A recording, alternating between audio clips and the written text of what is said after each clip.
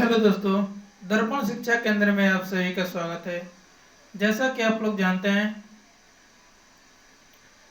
KVS का हम लोग कुछ प्रश्न टेस्ट वाइज देख रहे हैं और इस टेस्ट वाइज प्रश्न में आज जो रहेगा सीडीपी का 60 क्वेश्चन देखेंगे। 60 क्वेश्चन पढ़ेंगे और ये केवीएस के साथ साथ बिहार डीएलएड में भी इस प्रश्न के बहुत ही महत्वपूर्ण योगदान है। पहला क्वेश्चन इसमें से कि संज्ञानात्मक विकास के किस चरण में बच्चे एक दूसरे के साथ खेल संबंधी विचार साझा करते हैं और इस साझा को की संकेत वस्तुओं को दर्शाते हैं, सुदृढ़ करते हैं, लेकिन संरक्षण करने में असक्षम होते हैं। इसका एज दिया रहता है और इसी एज के अकॉर्डिंग देखना होता है संवेदी पेशीय अवस्था। जो संवेदी पेशीय अवस्था होता है इसका एज कितना होता है? इसका एज होता है 0 से 2 वर्ष। ठीक है। औपचारिक कहें या अमूर्त कहें भाष्य में। ठीक है। तो इसका जो होता है हमारा 11 से 15। ठीक है। दूसरा है पूर्व बाल्यावस्था। तो पूर्व बाल्यावस्था कितना होगा? 2 से 7। और उसके बाद है मूर्त अवस्था। तो मूर्त का कितना होता है? 7 से 11। लेकिन ये जो हमारा काम कब बच्चा करता है? तो ये काम करता है हमारा किसमें? तो पूर्व संक्रियात्मक अवस्था में ये काम करता है। ठीक है। असक्षमता वाला बात, संरक्षण करने में असक्षम बताया तो पूर्व संक्रियात्मक अवस्था में। ठीक है। आगे क्वेश्चन हमारा देखेंगे। अगला क्वेश्चन है कि निम्न में से कौन सी बच्चे की समाजीकरण की प्राथमिक संस्था है? ठीक है। समाजीकरण की प्राथमिक संस्था कौन सी है? तो स्कूल तो हमारा प्राथमिक नहीं होता है, द्वितीय होता है, और पास पड़ोस द्वितीय होता है। ठीक है। इसमें शिक्षक भी द्वितीय होता है और इसमें परिवार एवं पड़ोस दिया गया है। 42 नंबर का देखेंगे हम लोग। परिवार होता है लेकिन संचार माध्यम दूसरा होता है। इसमें हमारा आ जाएगा कि परिवार एवं पास पड़ोस, ये हमारा जो होता है प्राथमिक समाजीकरण में आता है, यानी 42 का डी नंबर। 43 देखेंगे।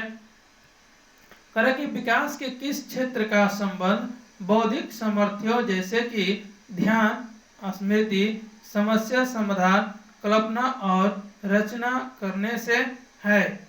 ये किसमें है? जो हमारा दिए गए बौद्धिक सामर्थ्य जैसे कि ध्यान, स्मृति, समस्या समाधान, कल्पना और रचना करने से है, ये किसमें है?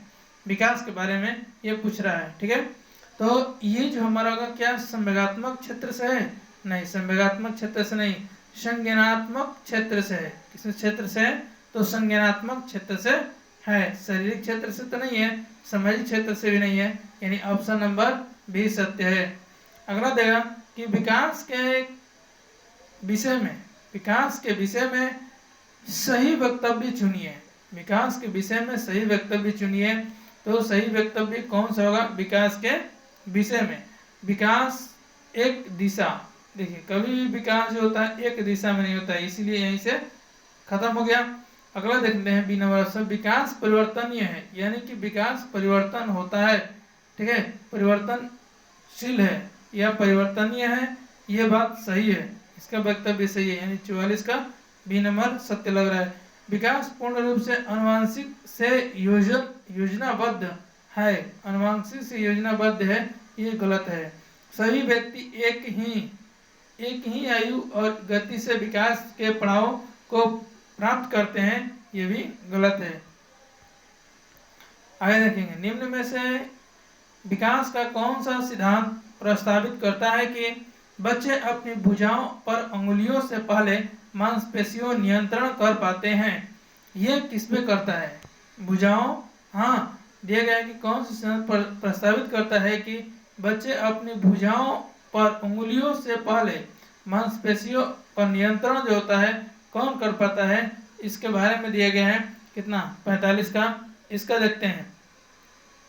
तो शीर्षगामी में तो अधोगामी सिद्धांत यही हमारा सत्य है, लेकिन शीर्षगामी के बारे में जान लेते हैं। शीर्षगामी शीर्ष से पैर की ओर होता है और ये दोनों तो नहीं होगा, ठीक है, ये गलत है, यानी ऑप्शन नंबर ए 45 का सत्य है। 46 नंबर देखते हैं। 46 नंबर कह रहा है कि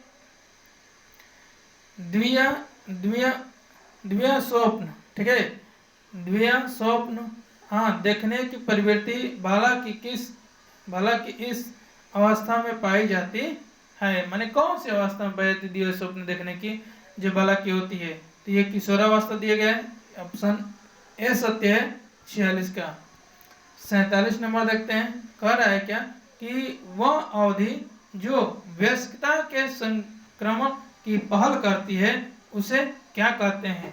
तो उसे हम कहते हैं किशोरावस्था। जो वयस्क बालक होते हैं जिसकी आयु होता है 12 वर्ष से 18 वर्ष, तो इसको हम क्या कहते हैं? किशोरावस्था कहते हैं। ऑप्शन नंबर 47 का ए होगा, ठीक है, सही है। आगे चलते हैं। आगे जो क्वेश्चन है 48 नंबर, इसमें देखते हैं। ये कह रहा है कि समाजीकरण की प्रक्रिया को विस्तार मिलती है। किससे विस्तार मिलती है? इसमें हम देखेंगे कि सामाजिक अनुमोदन से, सत्य है। नैतिक गुणों के विकास से, ये भी सत्य है।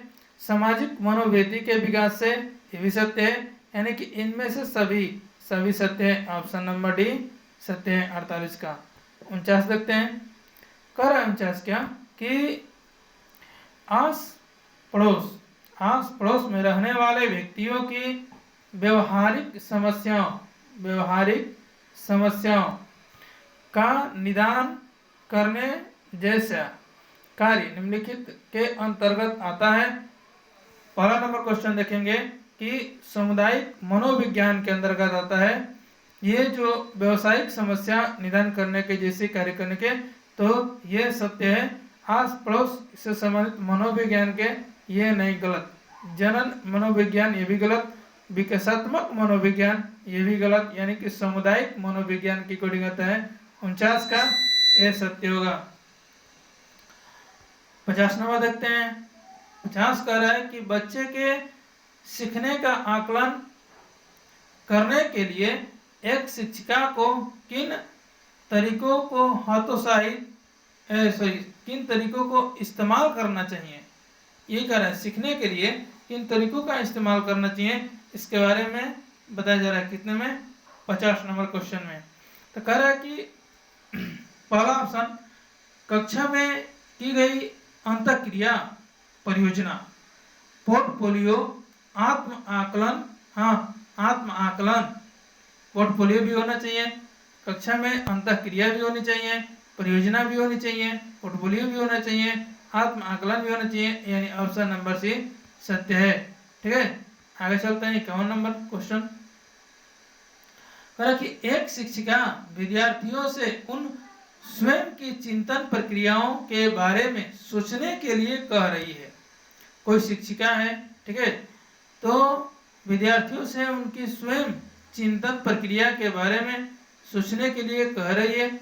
वो विद्यार्थियों के बीच किस तरह के कौशल विकसित करने पर ध्यान केंद्रित कर रही है, ठीक है। तो क्या करने के लिए वो ध्यान केंद्रित कर रही है? तो घोषणात्मक ऐसे ध्यान केंद्रित करने के लिए कौशल का विकसित कर रही है? नहीं, घोषणात्मक नहीं होगा।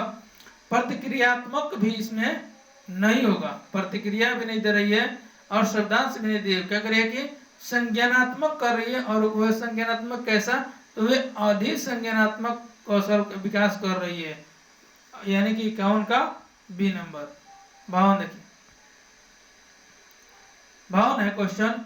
निम्नलिखित में से कौन सा विद्यार्थी में समावेश निम्नलिखित में से कौन सा विद्यालयों में, ठीक है, विद्यार्थी की जगह क्या लिखा है? विद्यालयों में समावेश की संस्कृति को दर्शाता है। किसकी को दर्शाता है? तो संस्कृति को दर्शाता है। किसमें? तो विद्यालयों में समावेशन, ठीक है। कह रहे क्या कि विद्यार्थी की जरूरतों को पूरा करने के लिए विभेदी आकलन को बढ़ावा दिया जाता है। इस चीज को आकलन को बढ़ावा दिया जाता है, विभेदी को आकलन को बढ़ावा दिया जाता है। ये तो सही लग रहा है। कह कि विभिन्नता और विविध परिप्रेक्ष्य को हतोत्साहित करने किया जाता है, नहीं हतोत्साहित कहीं भी नहीं किया जाता है। ठीक है, विद्यालय में कुछ विद्यार्थी ही अभिवादित और समाहित महसूस करते हैं, ये भी गलत है, ये गलत है। कह रहे क्या कि विद्यालय को उनकी योग्यता के आधार पर क्या करनी चाहिए, अस्थायी समूह में बांटा जाना चाहिए, नहीं उनकी योग्यता के आधार पर उनके अस्थायी समूह में बांटा नहीं जाना चाहिए, यानी 52 का ए नंबर ऑप्शन सत्य होगा। 53 देखते हैं। करें कि शिक्षण की नवाचार विधि जिसमें छात्र अपनी स्वयं की सीखने के गति से सीखता है कहलाता है, क्या चीज कहलाता है, आगमन विधि, ये तो नहीं होगा, आगमन विधि, करें निगमन विधि, ये भी नहीं होगा, ह्यूरिस्टिक विधि, ये भी नहीं होगा, तो क्या होगा, अभिक्रमित अनुदेशन, यानी कि अपने आप से करके सीखने को क्या कहते हैं, अभिक्रमित अनुदेशन कहते हैं। शिक्षण की एक नवाचार विधि होती है, ठीक है, जिसमें छात्र अपनी स्वयं की सीखने की गति से सीखता है, उसे ही कहते हैं अभिक्रमित अनुदेशन विधि। अगला क्वेश्चन है कि शिक्षण की प्रदर्शन विधि में, ठीक है, शिक्षण की प्रदर्शन विधि में प्रदर्शन के दौरान एक विद्यार्थी को डैश की अवसर प्राप्त होती है। पहला, किस चीज की अवसर प्राप्त होती है, इसी चीज को हम लोग ध्यान देना है। तो अवलोकन का, नोट बनाने का, आरेख बनाने का। तो शिक्षण की प्रदर्शन विधि में प्रदर्शन के दौरान एक विद्यार्थी को प्रश्न करने का जो होता है हमारा अवसर प्रदान होता है, किस चीज का, तो प्रश्न करने का अवसर प्रदान होता है। 54 का सी नंबर ऑप्शन। 55 देखते हैं। कर 55 नंबर क्वेश्चन क्या कि पाठ योजना का उद्देश्य डैश होना चाहिए। पाठ योजना का उद्देश्य डैश क्या होना चाहिए, विषय वस्तु पर केंद्रित होना चाहिए, ये सत्य है। उपलब्ध समय पर समय का विभाजन होना चाहिए, ये गलत है। समय तथा उपकरणों का सदुपयोग होना चाहिए, ये भी गलत है। विद्यार्थियों की गलती सुधारने के अवसर प्रदान करना चाहिए, ये भी गलत है, यानी ऑप्शन नंबर ए सत्य है। ठीक है, आगे चलिए 56 नंबर चलते हैं। 56 नंबर क्वेश्चन दिया गया है कि स्व अध्ययन की आदत आप छात्रों में किस प्रकार विकसित कर सकते हैं कि बच्चा स्वयं अपने से अध्ययन करे, उसी चीज को बच्चे के अंदर विकसित करना है। तो स्व अध्ययन की उपलब्धियां गिनाकर, ये गलती है। स्व अध्ययन की उपलब्धियां गिनाकर नहीं कि हम कितना कार्य किए, ये सिर्फ गिनाकर नहीं, उसे हम विकसित कर सकते हैं। नवीन साहित्य उपलब्ध कराकर, ये भी नहीं। स्व अध्ययन करने वाले व्यक्तियों के उदाहरण देकर, नहीं। स्व अध्ययन के प्रति प्रेरणा देकर, बच्चा स्वयं से अपने से करता है, उसी चीज की प्रति प्रेरणा देकर हम उसे क्या करते हैं, आदत बना सकते हैं, आदत विकसित कर सकते हैं छात्रों के अंदर। अगला कार्य है क्या कि अगर कक्षा में कोई छात्र, अगर कक्षा के कुछ छात्र उदंड हैं, क्या है, उदंड हैं, उस स्थिति में आप कैसे पढ़ाएंगे, इसे ध्यान में रखना है कि उस स्थिति में आप कैसे उसे पढ़ाएंगे। तो छात्र पर बिना ध्यान दिए, कोई भी छात्र है उस पर बिना ध्यान दिए हाँ अपने पाठ को पूरा करते रहेंगे, ऐसा तो नहीं होगा। पहले हम क्या करेंगे कि ये पहला ऑप्शन गलत है, उन्हें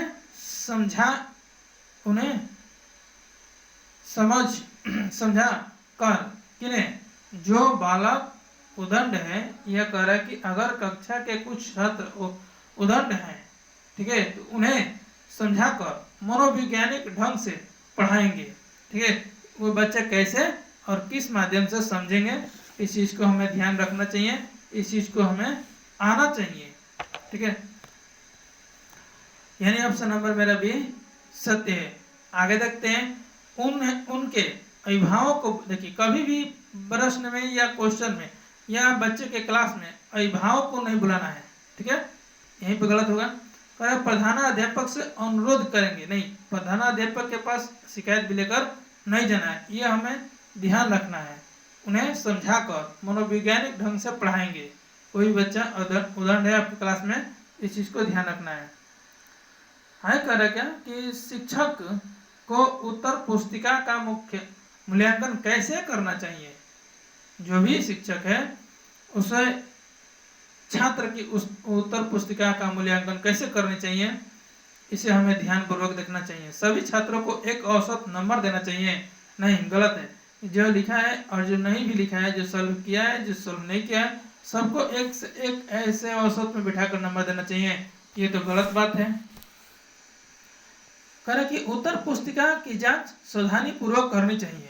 हाँ, कोई भी छात्र की उत्तर पुस्तिका की जांच कर रहे हैं तो उसे ध्यान में रखकर सावधानी पूर्वक करनी चाहिए, ठीक है। उत्तर पुस्तिका का मूल्यांकन एक अच्छे छात्र से करवाना चाहिए, ये हमारा गलत है। शिक्षक को उत्तर पुस्तिका का मूल्यांकन कैसे करना चाहिए, तो उसे जांच करते समय सावधानी पूर्वक बरतनी चाहिए। कमजोर छात्रों को अच्छे नंबर देने चाहिए जिससे वह ज्यादा पढ़े, ये गलत है। ऑप्शन नंबर बी सत्य है। अगर देखते हैं कह रहा है क्या कि विद्यालय द्वारा बालक का समाजीकरण निम्न में से किस कारक पर सबसे अधिक निर्भर है। कह रहा है क्या कि विद्यालय का समाजीकरण सबसे अधिक, ठीक है, किस कारक पर निर्भर है। पहला क्वेश्चन कि सामुदायिक भावना का विकास करना। जब किसी बालक का समुदाय के अकॉर्डिंग उसके भावना का विकास करेंगे तो अपने आप समाज के अकॉर्डिंग समाजीकरण सीख जाएगा बच्चा, यानी ऑप्शन पहला ही सत्य लग रहा है। सी, पाठ्यक्रम के अकॉर्डिंग नहीं, पाठ्यक्रम में योतर या पाठ्यांतर का क्रम नहीं, अनुशासन देकर नहीं सिखा सकते हैं, पहला ऑप्शन सत्य है। अगला चलते हैं 60 नंबर।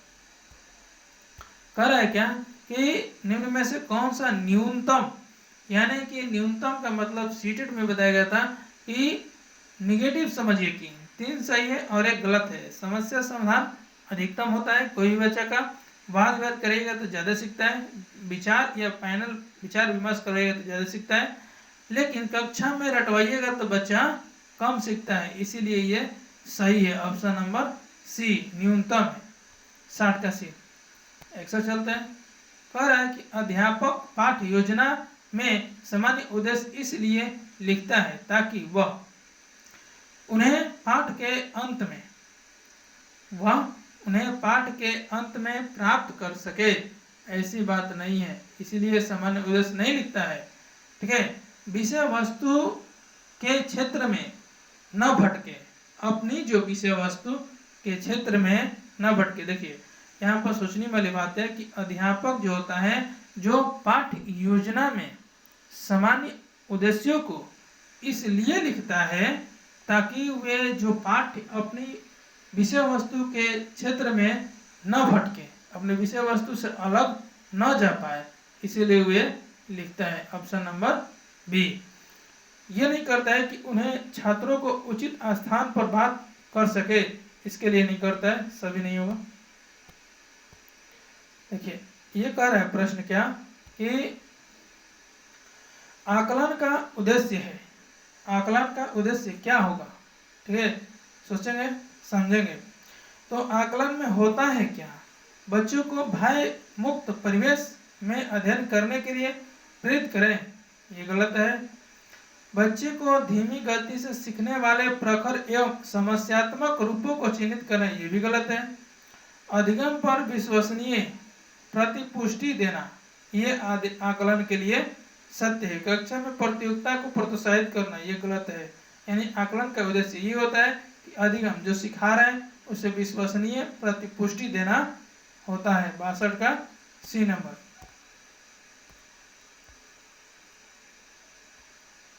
तिरसठ नंबर देखिए, ये कह रहा है क्या कि विद्यालय में सहयोग की भावना का विकास किया जा सकता है। विद्यालय में सहयोग की भावना का विकास किया जा सकता है किस माध्यम से, किस तरीके से, इसे हमें ध्यान में रखने वाली बात है और इसे हम ध्यान में रखते भी हैं कि यहाँ पर दे रहा है कि विद्यार्थियों में, जब विद्यालय में कोई विद्यार्थी के साथ हम लोग सहयोग की भावना पढ़ाएंगे, ठीक है, कोई भी विद्यालय हो, कोई भी विद्यार्थी हो, तो उसमें सहयोग की भावना का विकास कराएंगे। तो कैसे कराएंगे? सहयोग की भावना का उदाहरण देकर, गलती है, बहुत सारे सहयोग की भावना का उदाहरण दे दीजिए, बच्चा सीख जाएगा नहीं। सहयोग पर फिल्म दिखाकर नहीं, रचनात्मक कार्य करवाकर, तब हमारा सहयोग की भावना उसमें आएगा। जब एक साथ बच्चा करेगा रचनात्मक कार्य, तब उसमें सहयोग की भावना आता है। तो कौन से कार्य, कौन सी जिम्मेवारी? तो ऐसा रचनात्मक कार्य, ऐसा काम देकर जिसमें सब मिलकर एक साथ क्या करे, उस काम को करे। ऐसा रचनात्मक कार्य देंगे इसमें सब मिलकर एक साथ उस कार्य को क्या करे, उसी से हमारा बच्चा सीखेगा। यानी कि 63 का ऑप्शन नंबर डी होगा। विद्यार्थी में सहयोग की भावना का विकास तभी संभव हो पाएगा जब ऐसा काम दिया जाए जिसमें सब विद्यार्थी मिलकर, यानी रचनात्मक कार्य में क्या होता है, सब विद्यार्थी मिलकर एक साथ उस काम को निपटाए या करे, तब बच्चा सहयोग की भावना का विकास होगा। कह रहा है कि शिक्षक में ICT के उपयोग का उद्देश्य है। ICT के उपयोग का उद्देश्य क्या है, ये शिक्षक में इसे जाने। पहला कह रहा है कि छात्रों को आकर्षित करना, छात्रों को आकर्षित करना, इसके लिए गलत। शिक्षण को रोचक बनाना, गलत। अधिगम परिमाणों का अनुकूल करना, अधिगम परिमाण के अनुकूल होना, ये हमारा होता है ICT का फुल फॉर्म, ठीक है। यानी 64 का सी नंबर ऑप्शन होगा। 65 देखते हैं। करें कि कक्षा में संस्कृति व भाषाई विभिन्नता, संस्कृति व भाषाई विभिन्नता को ध्यान में रखते हुए कौन सी नीति प्रभावी होगी, ठीक है, इसे हम ध्यान में रखेंगे। तो मानकीकृत, जब हम लोग सीटेट की तैयारी कर रहे थे तो वहां भी निगेटिव था और यहाँ भी निगेटिव है। अब प्रत्यक्ष निर्देश, कभी भी बच्चों को निर्देश तरीका देकर हम सिखा नहीं सकते हैं और प्रतिस्पर्धा कंपटीशन की भावना नहीं रह सकते हैं। तो विभिन्नताओं को अभाव के रूप में न देखना, ठीक है, विभिन्नताओं को भाव के रूप में एक साथ देखते हैं, न कि अभाव के रूप में देखते हैं। 65 के डी। 66 देखते हैं। समवेशी शिक्षा, समवेशी शिक्षा के बारे में क्या कर रहा है, इसके बारे में सोचते हैं। कह रहा है समवेशी शिक्षा दाखिले संबंधी कठोर प्रक्रियाओं को बढ़ावा देती है, न ही कठोर प्रक्रियाओं को बढ़ावा नहीं देती है। तथ्यों की शिक्षा मर्तारोपण से संबंधित है, ये भी गलत है। कह रहा कि हाशिए पर स्थित वर्गों से शिक्षकों को सम्मिलित करने से संबंधित है, नहीं, ये हाशिए पर भी नहीं है। कक्षा में विविधता का उत्सव मनाती है, विविधता में एकता होता है। क्योंकि अलग अलग क्षेत्र के अलग अलग संस्कृति के बच्चे आते हैं, तो समवेशी कक्षा में सभी तरह के बच्चे एक साथ सीखते हैं, विविधता का उत्सव मनाते हैं। 66 का डी। 67 देखते हैं। कह रहा है क्या इसमें कि बुद्धिलब्धि परीक्षण में अल्प बुद्धि बालक की बुद्धिलब्धि क्या होती है। सामान्य बुद्धिलब्धि तो सभी लोग जानते हैं, ठीक है, लेकिन अल्प बुद्धि बालक की बुद्धिलब्धि क्या होती है, इसके बारे में जानना है। यानी 67 का बी नंबर ऑप्शन देखते हैं। यहाँ क्या कह रहा है, इसमें कह रहा है कि 90 से 110 सामान्य, ये नहीं होगा। अल्प बुद्धि बालक की कह रहा है, और 70 से 90 तक, ये हमारा ऑप्शन सी सही होगा 67 का। आगे चलिए, ये तो सभी जानते हैं। अगला देखिए, कह रहा है कि एक समवेशी कक्षा में डैश विद्यार्थी ज्ञान सामग्री के निष्क्रिय प्राप्त करता है।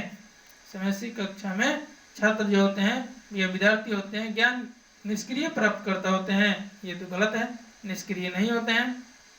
विद्यार्थी समतापूर्ण तरीके से बढ़ते और विकसित होते हैं, ये बात सही है। सामान्य रूप में समतापूर्ण तरीके से हाँ बढ़ते और विकसित होते हैं।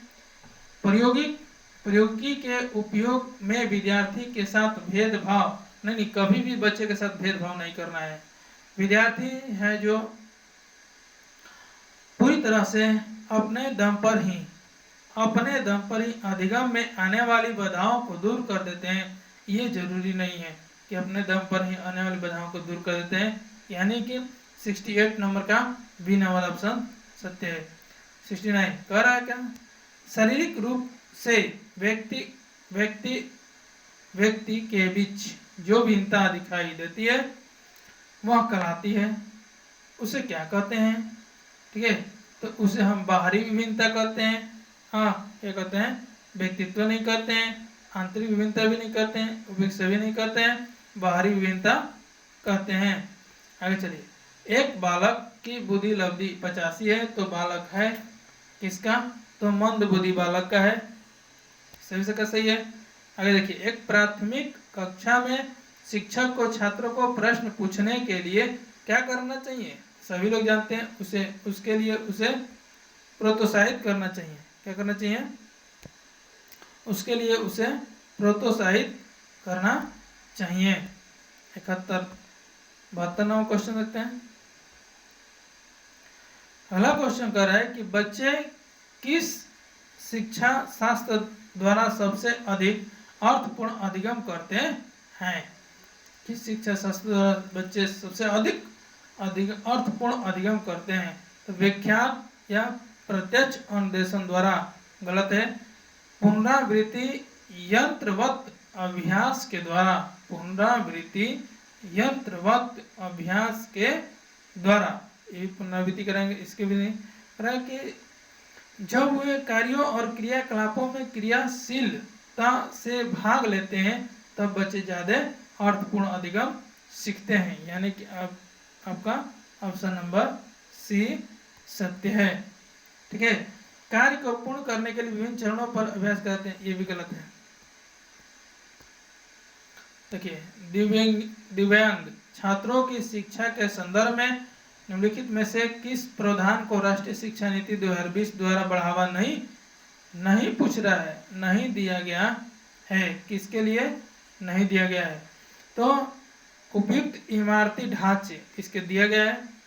प्रत्येक विद्यार्थी के लिए एक शिक्षा और निजी शिक्षा, ये भी सही है।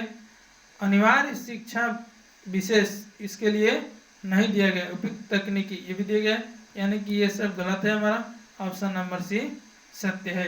73 का अगला क्वेश्चन देखिए, कह रहा है कि कक्षा की गतिविधि को सार्थक बनाने के लिए एक शिक्षिका को क्या करना चाहिए? ठीक है, तो इसे हमें क्या करना चाहिए इसके बारे में देखते हैं। उन्हें असंबंधित खंड में विभाजित करना गलत है। उनके बारे में अस्पष्ट निर्देश देना, ये भी गलत है। उन्हें संदर्भहीन नहीं, संदर्भ लेकिन होता है, लेकिन संदर्भहीन तरीके से प्रस्तुत करना ये गलत है। उन्हें उचित संदर्भ में या उचित स्थिति में देना चाहिए। क्या गतिविधि करानी चाहिए, शिक्षा देनी चाहिए। ऑप्शन नंबर डी सत्य है। 75 देखते हैं। कह रहा है कि निम्नलिखित में से कौन सी दिव्यांगता सामाजिक संचार में चुनौतियों का कारण बनती है? ठीक है, सामाजिक संचार में कौन सा दिव्यांगता चुनौतियों का कारण बनती है, इसे हम ध्यान से देखेंगे। तो ये जानते भी हैं, आत्म केंद्रित या स्वलीनता एक ही नाम है, और यही जो हमारा होता है कारण बनती है। पठन नहीं होता है, गतिमान भी नहीं होता है, और पठन गुणज विकल्प भी नहीं होता। 75 का ए नंबर सही है। तो देखिए, निम्नलिखित में से कौन सा भाषा शिक्षण के सिद्धांत के रूप में नहीं लिया जा सकता है? किसमें नहीं लिया जा सकता है? तो भाषा शिक्षण के सिद्धांत के रूप में नहीं लिया जा सकता है। किसमें? निम्नलिखित में से। ठीक है, चयन तथा श्रेणी में बांटना, विशिष्ट रूप से पठन कौशल पर बल देना। हाँ, इसी को नहीं देते हैं। कभी भी हम बच्चों को क्या करते हैं? बल नहीं देते हैं, बल देकर नहीं पढ़ा सकते हैं। यानी ऑप्शन नंबर बी हमारा 76 का हो जाएगा। 77 देखते हैं। सफल समावेशन को निम्नलिखित की आवश्यकता होती है। पृथक्करण अभिभावकों की सहभागिता और या अभिभावकों की भागीदारी, क्षमता संवर्धन, संवेदनशील बनाना, इसमें से कौन सी चीज की समस्या की आवश्यकता होती है? तो पृथकीकरण की आवश्यकता हो सकती है। ऑप्शन नंबर ए सत्य है। ऑप्शन नंबर 78 बालकों में शैक्षिक मंदता का मुख्य कारण है। बालकों में शैक्षिक मंदता का मुख्य कारण क्या हो सकता है? इसके अकॉर्डिंग हम लोग देखते हैं तो विद्यालय का वातावरण प्रतिकूल होने चाहिए, सही बात है। पाठ्यक्रम कठोर होना चाहिए, ये गलत है। लेकिन शैक्षिक मंदता कह रहा है ना, बालकों में शैक्षिक मंदता कठोर होना चाहिए, पाठ्यक्रम का कठोर होना, ये तो सही है। अयोग्य अध्यापक द्वारा शिक्षण, ये भी सही है। ऑप्शन नंबर डी हमारा सत्य है, मंदता के बारे में कह रहा है। अगला क्वेश्चन कह रहा है क्या कि मानसिक रूप से अस्वस्थ या असमयोजित व्यवहार किसके द्वारा होता है? मानसिक रूप से, तो ये कमजोर बालकों के द्वारा होता है। किसके द्वारा होता है? तो कमजोर बालकों के द्वारा होता है। ठीक है, 80 नंबर क्वेश्चन चलते हैं। ये कह रहा है कि जब कोई नेता ध्यान से समझेंगे इसको, जब कोई नेता समूह के निर्णय लेने की प्रक्रिया में त्रुटि करता है, जब कोई नेता समूह के निर्णय लेने की प्रक्रिया में त्रुटि करता है तो उसे क्या करना चाहिए? तो उसे अपनी त्रुटि को स्वीकार करनी चाहिए और अपने अनुयायियों का विश्वास प्राप्त करना चाहिए, या अपनी त्रुटि को स्वीकार करना चाहिए तो सही है, लेकिन अनुयायियों को ये गलत है। त्रुटियों को अस्वीकार नहीं करना चाहिए, ये अस्वीकार नहीं करना चाहिए, ये तो गलत बात है। त्रुटियों को नियमित रूप से दोहराना चाहिए, ये भी गलत है। करें कि समूह के मापदंडों की पहचान करनी चाहिए, यहाँ तक सही है। समूह के मापदंडों की पहचान करनी चाहिए और सभी परिस्थितियों में उनका पालन करना चाहिए। ऑप्शन नंबर डी आपका सत्य है। 81 ये कह रहा है कि शिक्षण योजना में लक्ष्य का निर्धारण किया जाना चाहिए। शिक्षण योजना में लक्ष्य का निर्धारण किया जाना चाहिए। अध्यापक के सुविधा को ध्यान में रखकर, अध्यापक के सुविधा को ध्यान में रखकर इसमें करना चाहिए, तो गलत है। अध्यापक के ज्ञान को ध्यान में रखकर, ये भी गलत है। छात्र की उपस्थिति अनुपस्थिति को ध्यान में रखकर, ये भी गलत है। बालक के स्तर के अनुसार न्यूनतम अधिगम स्तर में ध्यान में रखकर। ऑप्शन नंबर 81 का डी सत्य है। आगे देखते हैं, कह रहा है क्या कि मूल्यांकन के अंतर्गत बच्चे के सर्वांगीण विकास का आकलन करने के लिए कौन सा परीक्षण उपयुक्त नहीं है? तो ये नहीं के बारे में पूछ रहा है कि कौन सा परीक्षण उपयुक्त नहीं है। सर्वांगीण विकास में तो मौखिक होता है, प्रायोगिक भी होता है, लिखित भी होता है, लेकिन सांकेतिक नहीं होता है। ऑप्शन नंबर बी सत्य है, बाकी सब गलत है। आगे चलते हैं, निम्नलिखित में से कौन सा एक शैक्षिक साधन नहीं है? निम्नलिखित में से कौन सा एक शैक्षिक साधन नहीं है? शैक्षिक साधन के अकॉर्डिंग आएगा तो श्यामपट होता है, किताब भी होता है, चौक भी होता है, लेकिन डेस्क जो शैक्षिक साधन के अकॉर्डिंग नहीं होता है। ऑप्शन नंबर डी सत्य है, बाकी गलत है। हालांकि भाषा शिक्षा के विषय में राष्ट्रीय नीति देती है, तो भाषा शिक्षा के विषय में राष्ट्रीय नीति क्या देती है? त्रिभाषा सूत्र देती है। क्या देती है? त्रिभाषा सूत्र लागू करती है या देती है। आगे है, पाठ्यक्रम के लाभ हैं। पाठ्यक्रम के क्या लाभ है? तो संभावित लक्ष्यों की पूर्ति करना। पाठ्यक्रम के लाभ जो होते हैं, संभावित लक्ष्यों की पूर्ति करना। Option number B. अगला है कि समय सारणी का विद्यालय में उपयोग है। समय सारणी का विद्यालय में क्या उपयोग होना चाहिए? तो विद्यालय को सुचारू रूप से चलाना, ये समय सारणी का उपयोग होना चाहिए कि विद्यालय सही ढंग से चल रहा है कि नहीं, विद्यालय को सुचारू रूप से चलाना, ये हमारा सत्य है। आगे देखिए, कह रहा है क्या कि व्यक्तिगत शिक्षण में निम्नलिखित विधि नहीं आती है। नहीं आती है तो कौन से नहीं आती है, इसे ध्यान देंगे हम। तो डाल्टन पद्धति आती है, कंडक्शन पद्धति, प्रोजेक्ट पद्धति, सामूहिक शिक्षण व्यक्तिगत में नहीं आता है, क्योंकि ये समूह में सीखा जाता है। Option number B. आगे देखते हैं, सीखी गई अनुक्रिया की अभिव्यक्ति जब व्यवहार के रूप में होती है तो उसे क्या कहते हैं। तो उसे हम निष्पादन कहते हैं। क्या कहते हैं, उसे हम निष्पादन कहते हैं, परफॉर्मेंस कहते हैं। ऑप्शन नंबर सी कहते हैं। ठीक है, आगे देखते हैं क्वेश्चन 89 नंबर। राष्ट्रीय शिक्षा नीति 2020, राष्ट्रीय शिक्षा नीति 2020 में निम्नलिखित में से किसकी वकालत नहीं की गई है। राष्ट्रीय शिक्षा नीति 2020 में किसकी वकालत नहीं पूछा है, किसकी नहीं की गई है, इसे ध्यान में रखेंगे। संरचनात्मक समझ पर जोर देना, इसको की गई है। ठीक है, अब पूछ रहा है कि नहीं की गई है, तो यही गलत होगा। योगात्मक मूल्यांकन, ये सही है। ये कह कि पाठ्यक्रम में वृद्धि, ये भी सही है।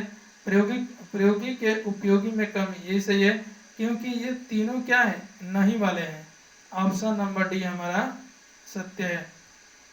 अगला क्वेश्चन है कि बच्चे के विकास का क्रम, ठीक है, बच्चे के विकास का क्रम क्या होना चाहिए, तो ये सभी लोग जानते हैं, सामान्य से विशिष्ट की ओर होना चाहिए। अगला क्वेश्चन है कि शिक्षकों द्वारा अभिभावकों के पास छात्रों का मानसिक रिपोर्ट भेजने से क्या होता है, इसको हम ध्यान में रखेंगे। तो क्या होता है, शिक्षकों और अभिभावकों का संबंध बना रहता है। शिक्षक को गप हाँकने का वक्त मिल जाता है, ये गलत है। गप हाँकने का वक्त नहीं मिलता है, गलत है। शिक्षकों को लोकप्रिय बनाता है, ये भी गलत है। शिक्षकों और अभिभावकों का संबंध बना रहता है, इसीलिए हम इसको देते हैं। कहा कि विद्यालय में तर्क शक्ति के विकास के लिए आप क्या करेंगे। विद्यालय में तर्क शक्ति के विकास के लिए क्या करेंगे, तो बच्चों के साथ क्या करेंगे, समूह चर्चा का आयोजन करवाएंगे। क्या करवाएंगे, बच्चों के साथ समूह चर्चा का आयोजन करवाएंगे। Option number D. अगला कह रहा है कि प्रतिभाशाली बालक की विशेषता क्या होती है। प्रतिभाशाली बालक की विशेषता क्या होती है, इसे हम ध्यान में रखेंगे। सामान्य अध्ययन में रुचि लेना, सामान्य अध्ययन में क्या करना, रुचि लेना, यही हमारा प्रतिभाशाली बालक का विशेषता होता है। आगे देखेंगे, कह रहा है क्या कि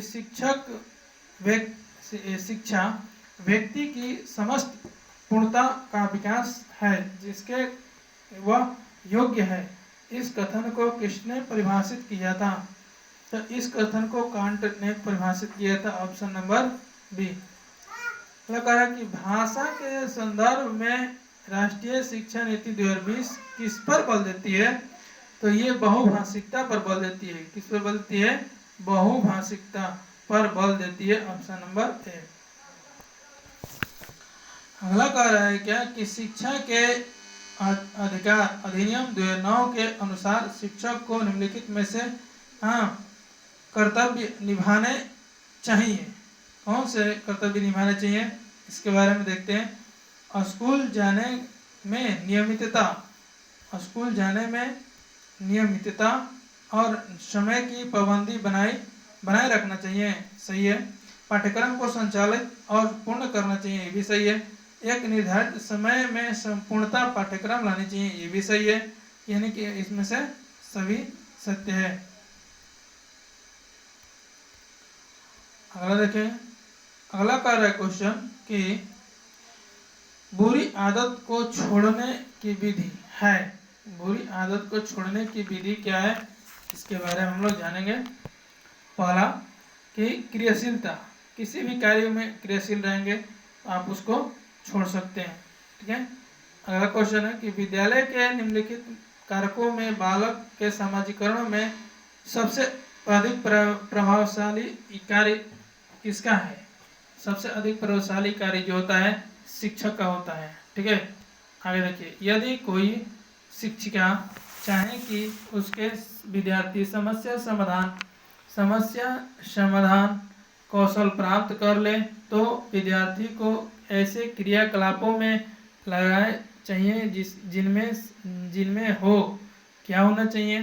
तो 99 का ए पूछना, यानी ऑप्शन क्या होगा, पूछना, तर्क करना, निर्णय लेना, ये चीज होना चाहिए।